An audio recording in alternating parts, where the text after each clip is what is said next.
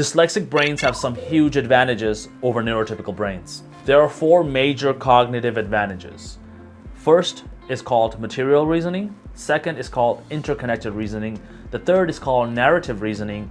And the fourth is called dynamic reasoning. Collectively, these strengths are called your dyslexic mind strengths or your dyslexic advantage. Hi friends, my name is Nishantha. I'm a dyslexia coach and teacher from Southern California. And in this video, we're going to be focusing in on your first dyslexic advantage, which is material reasoning. M strengths are strengths or abilities that help us reason about the physical material world. Understanding time is essential to understand relativity.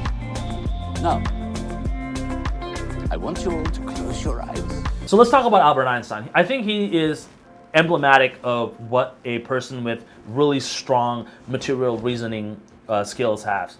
So there's a lot of debate to whether or not he was dyslexic. In this book, The Dyslexic Advantage, it's pretty clear that he is dyslexic. So what's really cool about this dude is that he fundamentally changed how we thought about reality by imagining being able to chase a beam of light while he was inside of a train. And he would do like lots of experiments like this, and eventually he even won a Nobel Prize. But most of the fundamental things that he did wasn't like really difficult math, or it wasn't like really difficult experiments that required lots of apparatuses or anything like that. He did most of his work and his thinking inside of his head. And if you go back into his life and really think about like how he got to the level where he was, because he wasn't always this famous, awesome physicist. He had a lot of issues in college and in elementary school all the way to high school and things like that. The way he got to where he was is he spent a lot of time working in a patent office where he was looking at lots of different diagrams, lots of different blueprints and things of things people were inventing because they were trying to file patents.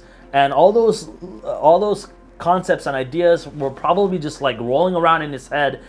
And then when he finally made his move into physics, then he had like this rich library of ideas that he can kind of combine together, put into like solid thought experiments. And how he thought about physics, kind of how he changed the world. All right, a quick announcement before we get to the rest of the video. I created a quiz so you can find out dyslexic strengths you have.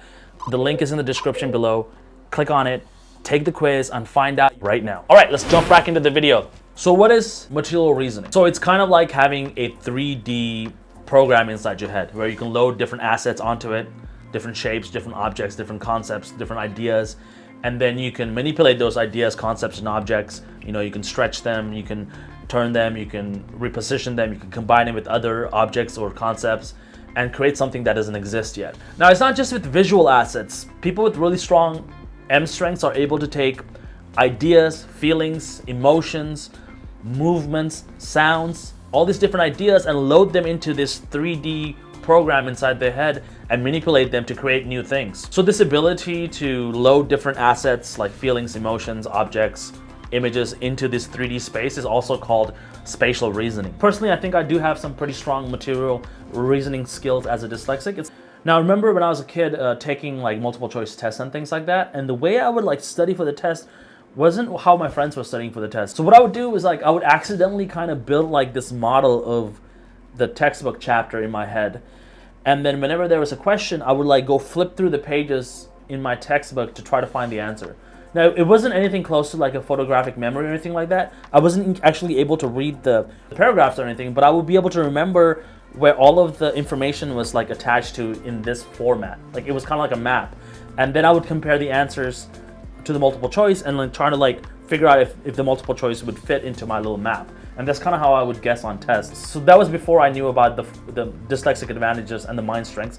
Now that I know about it, I use a totally different method that's kind of like very related to how I did it back in the days. But now when I'm trying to memorize something, I use a visual note-taking system where I compress a lot of information into an image, and then I take, you know, like lots of those different types of images and I lay them out in a single piece of note. And then whenever I need to go back into something, I imagine that note, I take a look at that note in my head, and then I'm able to decompress those images into like the actual information that was there.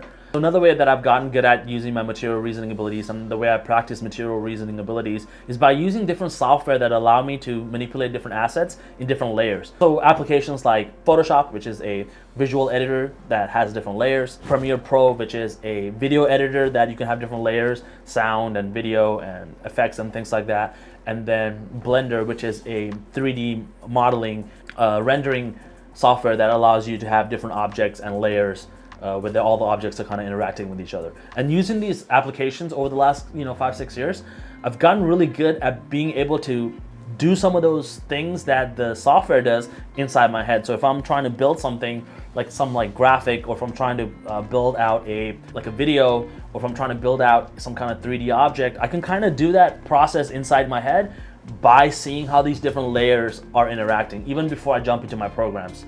Especially when it comes to video editing, whenever I'm trying to make like a family home movie or something like that, when I go out into the event, I'll actually know the clips I need to have. I'll know the type of movements that I need to have. I'll even hear the music that I need to be hearing in order to shoot those things. And when I bring all those assets to my video editing application, which is Premiere, I'll kind of have the movie already made in my head even before it's compiled together. So it makes it really easy because I'll know all the clips I'm looking for. I'll know the music that I need to get, and I'll know all the shots that I need to do. So this makes editing really easy. And I've been able to kind of do this with pretty much any application that has layers. As long as I can separate the assets out into different discrete objects, I can combine them together in any way that I want. So yeah, that's one way that I practice material reasoning. So how does this work? What's the bio-neurological explanation to why some people are able to have these really strong M strengths while others aren't? So there's two components to having really strong M strength. The first is being able to store ideas, visualizations, objects, feelings, sounds, movements as assets in this 3D space. And second, being able to load those into a 3D environment and manipulate those however you want, like making them bigger or smaller, combining them with other things, making them interact. The way this whole system works is because of a very specialized cell in the hippocampus. Now in this book, The Dyslexic Advantage, they kind of go into it, but I'll just give you the very basic idea. So the hippocampus is the part of your brain that is in charge of forming memories and storing memories. And there's a cell or a type of cell in that brain region called a grid cell. And when a bunch of these grid cells come together, they form a visual spatial matrix. And a person with really strong M strengths are able to load different assets and ideas onto this into this matrix and use other cognitive functions to manipulate these objects and ideas and play with them to come up with new ideas. And the way that this part of the brain works with the other parts of your brain to process these types of information is how dyslexic brains are able to create new things and manipulate these ideas and objects inside of this matrix. It's really cool. It totally reminds me of something like a 3D program like Blender, where you can store assets, manipulate those assets, and create new things. The really cool thing is you can kind of store an asset in there, and then you can pull it up into your matrix and then change it a little bit and then put it away, and then 6 months later you can come back to that project and work on it some more. And then eventually what happens is you have a bunch of these projects kind of saved up inside your head, so whenever you need to come back to it, you already have you don't have to start from scratch. You kind of have this model already made inside of your visual matrix. If you don't have dyslexia and you don't have material reasoning, what I'm talking about will seem really strange to you, but this is kind of how it works. When I look at something like an object that I've already really thought about and try to combine with other ideas and feelings and emotions with, I have a different way of processing it than someone who hasn't done that. And someone who hasn't done that the same exact way. So when we look at something, it's a totally different experience for us than when a neurotypical person looks at something.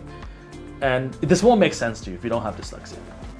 I'm sorry. This is only for people who have really strong M strengths, all right?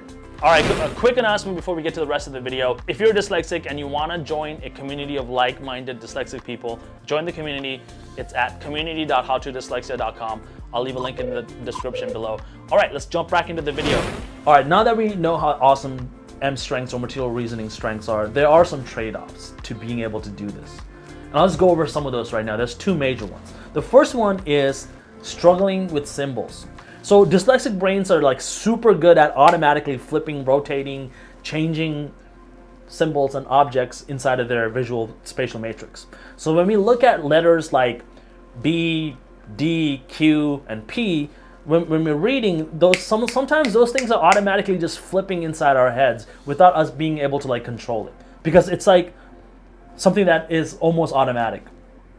And for me, that happens all the time when I was like a little bit younger, but now I've been able to kind of control that a little bit. What happens to me now is when I'm spelling things, I'll know how to spell them in my head, but when I write things down, I'll like flip the letters. So if I'm trying to spell reading, I'll spell reading like R-A-E-D-I-N-G instead of R-E-A-D-I-N-G.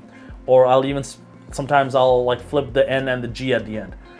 This just kind of happens by accident if I'm not 100% being focused on the writing. So I'm taking notes, someone's talking and I'm taking notes or something, there's a really high likelihood that I'm going to be making some of these spelling mistakes. This is the reason why a lot of dyslexics have issues with spelling. Even if they memorize how certain words are spelled, when they're actually writing it or they're encoding it into a language, they sometimes flip things around because they're not paying attention 100% of the time. And it's really unreasonable to expect someone to be 100% focused on something that they already thought they mastered. So another trade-off with having really strong M strengths, probably like Einstein, people that are at the higher level of M strengths, their spatial reasoning abilities kind of take over other parts of their brain. So some of the processing for other parts of their brain is kind of borrowed by this spatial reasoning task. A lot of the time what you'll notice is younger,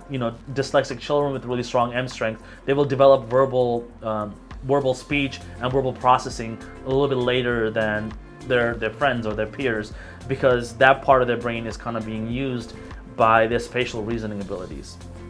So the ease of language output will be a lot less. They will be less eloquent in how they speak. They'll have a harder time with like listening and speaking in general. And those are pretty much the two major disadvantages of having really strong M strengths. But if you think about it, those two things can kind of be overcome with practice, right? Like you can kind of, as you get older, you can learn how to speak better. As you get older, you can learn how to write better, read better. With practice, you will be able to do that. But this ability to go into like a spatial grid in your head and like being able to manipulate objects and ideas and thoughts in this very special way is a really good trade-off. Like I would rather be dyslexic and be able to do that than not be dyslexic and not be able to do that. What are some really good career fields for people with really strong M strengths? So the really obvious one is design fields and engineering fields. And the Massachusetts Institute of Technology, which is one of the best engineering schools in the world, in that campus, in that area, it's well known that dyslexia is what they call the MIT disease, because so many people who attend that university have dyslexia. Also, if you go into visual design like concept art, illustration, graphic design, motion design, visual effects for movies and things like that, there's also a really strong correlation of people that work in that industry and dyslexia. So I'm going to read you a few careers that the book Dyslexia Advantage suggests for people with really strong material reasoning skills: engineering, mechanics, construction, mathematician, interior designer, industrial designer, illustrator, graphic artist, graphic designer, architectural drafting, architect, medicine, surgery, radiology, pathology, cardiology, painter, sculptor, photographer, filmmaker, director, landscaper, sailor, airplane pilot, orthodontist, dentist, and dental hygienist. So these are some of the things that the book lists. If you guys want to learn more about, go to the video that you have. You might not be material reasoning. You could be interconnected reasoning, which is also very cool. You could be narrative reasoning, which is also very cool and has their own strengths and advantages. You can be dynamic reasoning, which is really cool. They have their own skills and advantages. And jump to your video and like really learn about how your brain works, and I think you'll be pleasantly surprised. When I learned about it, I was stoked. I was like, damn, this is so cool that my brain works like this. And it really completely took away all the stigma, all the associated with me having a dyslexic mind. Anyways, I hope you guys liked it. I'll talk to you soon. Bye. Love you guys.